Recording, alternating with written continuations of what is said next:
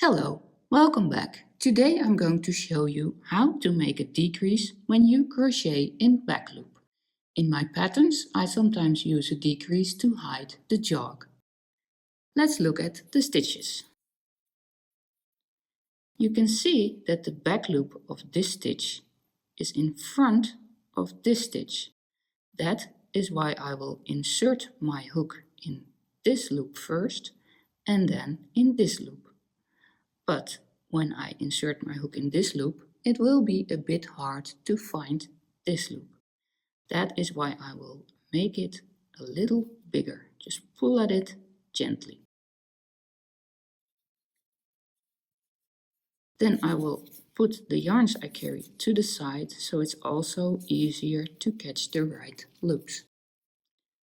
So first insert the hook in this loop. Then I will turn my work so it will be easier to catch the second one. Here you see it. I will hold this loop with my nail so I won't lose it when I try to catch the second. Here you see that I have the two loops on my hook. Now I put it in normal position again. Put the yarns back. Make sure the hook goes under the yarns. Yarn over and pull through these two loops.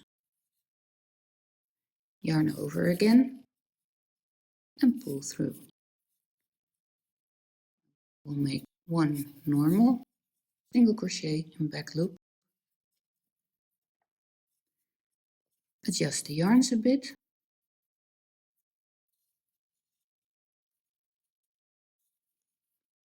And this is what a decrease will look like.